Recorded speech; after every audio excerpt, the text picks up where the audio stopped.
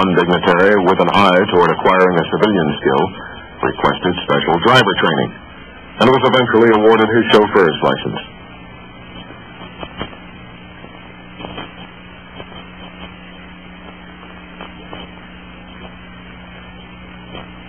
With the first units off the assembly line, Pershing 1A was taken to White Sands, where contractor personnel prepared for the first Pershing 1A launch from Waco Range. It was an auspicious occasion indeed, with Colonels Paul Cullen, Ralph Williams, and other Fort Sill representatives there to witness this historic launch. As we said, it was an auspicious occasion indeed, with distinguished Fort Sill representatives there to witness this historic launch.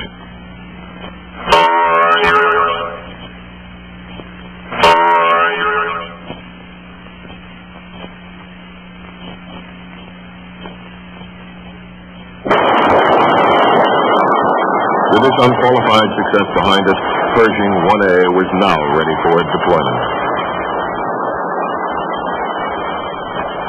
Under a new logistics concept known as Project SWAP, the Pershing 1A system was to be deployed directly from the contractor to troop units, bypassing the normal Army supply pipeline. The starting point was a large warehouse at Cape Kennedy where Pershing 1A erector launchers, programmer test stations, power stations, BCCs, and other equipment would be assembled and wed to the new M656 trucks. All equipment was to be completely tested and finally organized into battalion-sized packages for delivery to the troops. The first such shipment was to Fort Sill. Early in 1969, under the watchful eyes of Ralph Williams and Jack Wolfson, the school troop package was shipped aboard special trains and delivered to the artillery school.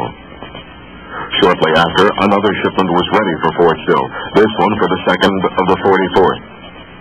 Once the equipment arrived at Fort Sill, it was deemed prudent that a brief training period be conducted to acquaint the troops with their new system.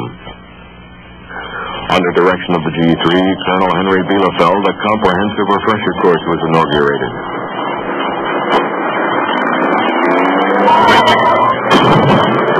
There were a few difficulties, some of which proved disarming. But soon the bugs were removed, and Colonel Paul Cullen declared the 2nd of the 44th ready to set another first.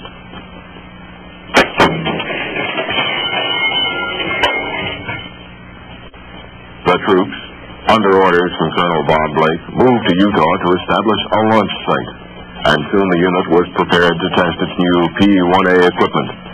And again, the 2nd of the 44th made another mark in the annals of Pershing history.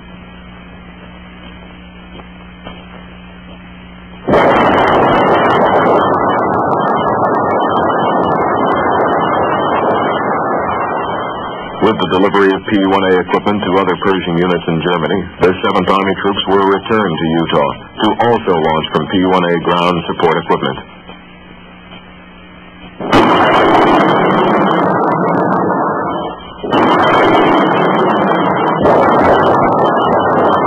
Day and night, the skies were filled with Pershing missiles and other debris.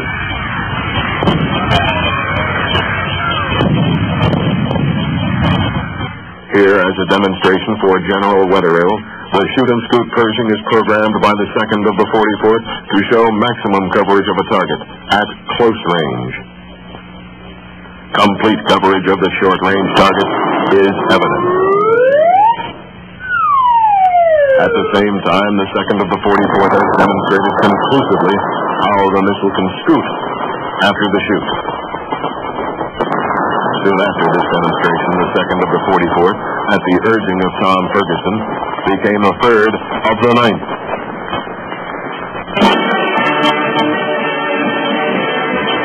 It has been a busy 10 years since the first Pershing equipment was delivered to the old 2nd of the 44th at Fort Sill.